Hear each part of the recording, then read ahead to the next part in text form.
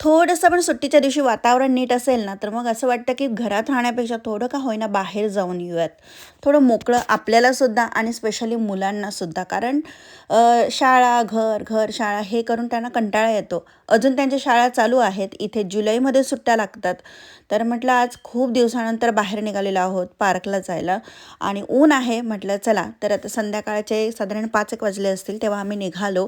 आणि आता इथे स्प्रिंग सुरू झालेलं आहे. थंडी तर असतेच, परंतु आता ना रात्री 10 10:30पर्यंत वगैरे असा उजेड असतो छान आणि पहाटे 3:30 पासूनच जवळजवळ उजाडतं. 3-3:30 पासूनच उजाडतं. तर समरमध्ये पूर्ण उलटा दिवस असतो, म्हणजे दिवस भरपूर असतो, भरपूर प्रकाश असतो आणि त्याच्या एक्झॅक्ट अपोजिट विंटरमध्ये असतं. तर आमच्या इथेच असलेल्या हजालेल्या पार्कला आम्ही आलो. निसर्गातल्या रंगांची उधळण असते ना, ती आहे इथे.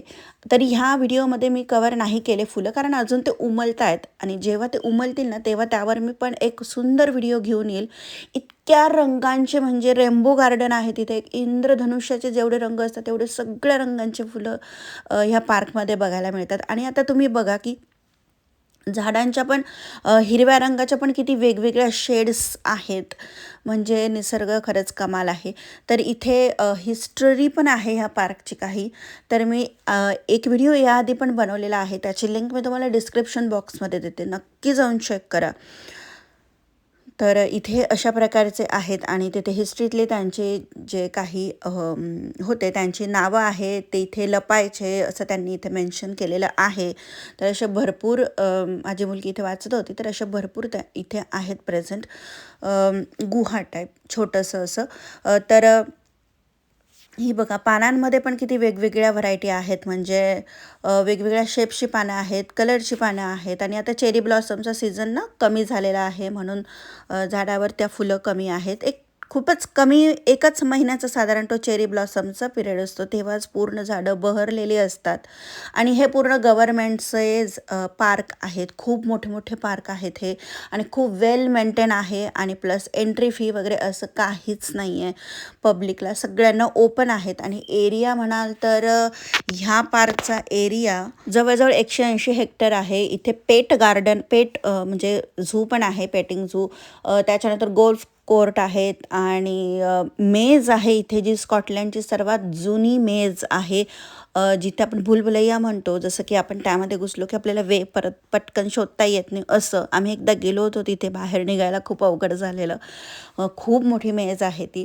तर मुलांना स्पेशली आज पार्क तर आम्ही फिरलेलो आहोत, तुम्हाला येत्या कोणत्या व्हिडिओमध्ये मी नक्की दाखवेल. परंतु आज मेन होतं आमचं की मुलांसाठी फिरवणं, त्यांना खेळवणं. मग त्यांना इकडे पार्कमध्ये घेऊन आलो. खूप सुंदर पद्धतीने मेंटेन ठेवलेलं आहे पार्क आणि खूप व्हरायटी ऑफ इथे गेम्स आहेत मुलांसाठी. मग स्लाईडचे वेगवेगळे प्रकार असतील, स्विंगचे वेगळे प्रकार, सीसॉ आणि अजून बरेचसे इन्स्ट्रुमेंट.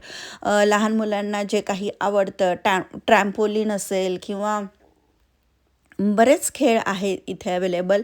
तर ते सगळे खेळलो, साधारण 1-1.5 तास इथे घालवला आणि त्यानंतर परत घरी आलो. मग काय पाऊस सुरू झाला. वेदर फोरकास्टमध्ये होताच पाऊस, त्यावेळेत बरोबर आला. आणि सर्वात महत्त्वाचं म्हणजे आज केशर आंबा आणला होता विकत आणि मी हापूसचीसुद्धा ऑर्डर दिलेली आहे. आता येत्या बुधवारपर्यंत आय गेस येतील ते. सो असं होतं आमचा विकेंड. थोडंसं फिरून आलं की फ्रेश वाटतं. आणि मंडेपासून आता इथून पुढचा व्हिडिओ हा मंडेचा आहे, म्हणजे सोमवार आजचाच आहे. आजच मी शूट केला आणि आज एडिट करून अपलोड करत आहे.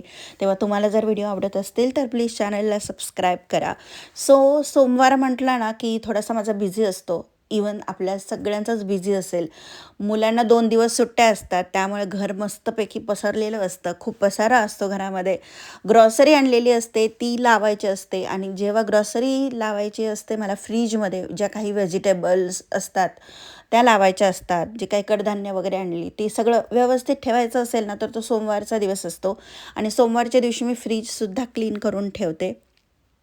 म्हणजे मग आठवड्याचा जो भाजीपाला असतो तो फ्रीजमध्ये व्यवस्थित स्वच्छ फ्रीजमध्ये जर ठेवला तर मग तो पटकन खराब होत नाही आणि काही वाया जात नाही. सो फ्रीज चेकिंग पण होते, क्लिनिंग पण होते आणि पटकन काय वापरायचं आहे, कोणत्या व्हेजिटेबल आपल्याला पटकन संपवायच्या आहेत. कारण काही भाज्या असतात जसं कारलं असेल, पालक ह्या पटकन खराब होतात. सो त्यांना पहिले वापरायचं. मग कोणत्या अशा भाज्या आहेत, जसं दोडकं पण आहे, पटकन खराब होतं, वापरावं लागतं. किंवा अशा कोणत्या भाज्या आहेत त्या थोड्याशा लेट पण केल्या तरी चालेल. फ्लॉवर, कोबी वगैरे अशा थोड्याशा उशिरा केल्या तरी चालतात. सो मी तशा पद्धतीने फ्रीजमध्ये ठेवते. आणि आज भरपूर प्रमाणात लसूण आहे आणि बघा टेबलवर भरपूर पसारा, म्हणजे कसं काढून ठेवलं आहे मी सामान, ते आवरायचं आहे. पण त्याआधी म्हटलं किचनचं काउंटरटॉप क्लीन करू, कारण फ्रीज क्लीन करून भाज्या वगैरे व्यवस्थित ठेवून मग भांडी करावी लागली ना, खूप जीवावर येते. आणि आज त्यात माझी अक्कलदाढसुद्धा खूप दुखत आहे. सो गाल सुजलेला आहे थोडासा. तर अशा प्रकारचे जर जळके भांडे असतील, कडक भांडे असतील ना, तर ते थोड्या वेळ काय करायचं, उलटे करून ठेवायचे, ओले करून. म्हणजे असे झटपट निघतात, सॉफ्ट होतात ती आणि पटकन निघतात. दाढीच्या घासणीची सुद्धा गरज वाटत नाही. तर भांडी घासून झाली. त्यानंतर हा एक चांदीचा पेला मला घासायचा होता, तर तो घासून ठेवते. सिंक चकाचक करून ठेवते, कारण भांडे घासायच्या नंतर ते भरपूर तेलकट होतं, तर ते सुद्धा घासावं लागतं. तर ते सुद्धा घासलं. आजूबाजूचा काउंटरटॉप क्लीन करून घेतला. आणि हा वुडन आहे ना, सो मला पटपट पुसावा लागतो, जास्त ओला नाही ठेवता येत. आणि रेंटचे घरं असतील किंवा स्वतःची, आपल्याला काळजीही घ्यावीच लागते. तर फ्रीज भरपूर भरलेला आहे. म्हटलं चला एक एक करून व्यवस्थित ठेवूयात. अस्ताव्यस्त फ्रीज मला आवडत नाही, त्यामुळे म्हटलं चला पटपट ठेवून घेऊ. सोमवार त्याच्यासाठीच मी खास ठेवते, फ्रीज क्लिनिंग ऑर्गनायझेशनसाठी. तर इथे जी काही ग्रॉसरी आणलेली आहे, काही लेफ्ट ओव्हर पण असते, सगळीच काही त्या आठवड्यात संपत नाही. मग जसं मुळा होता आणि सिमला मिरची होती, ती पण मी आता ठेवते, ती ह्या आठवड्यात वापरून टाकेल. एकदा फ्रीज क्लीन करून व्यवस्थित ठेवलं ना, की आपल्यालासुद्धा असं मील प्रेप करायची असेल किंवा स्वयंपाक करायचा असेल ना, जरा चांगलं वाटतं. म्हणजे फ्रीज उघडल्यावर आपल्याला जरा व्यवस्थित दिसलं की भाज्या काढून करायचंसुद्धा मन करतं. तर अशा पद्धतीने मी हे ट्रे ठेवलेला आहे. सर्वात वरती ज्या भाज्या चेपू शकतात, खराब होऊ शकतात, त्या ठेवलेल्या आहेत, म्हणजे पटपट वापरता येतील. कोथिंबीर मी अशा प्रकारे एअरटाईट डब्यामध्ये ठेवते, म्हणजे आठवडा दीड आठवडासुद्धा ती मस्त फ्रेशच राहते. नारळ आणला आहे, ओला नारळ इथे खूप मस्त मिळतो. नंतर आणलेला आहे आवळा. आणि हा काही ग्रॉसरी आणलेली आहे, ज्यामध्ये खिचडीसाठी तो तांदूळ आणलेला आहे, सोना मसुरी. त्याची खिचडी खूप छान बनते. मुलांना टोस्ट वगैरे आणलं. आणि हे लोणचं मी घरी केलेलं होतं, खूप छान झालेलं आहे चवीला. सो आता एक एक एक एक मी आवरून घेते.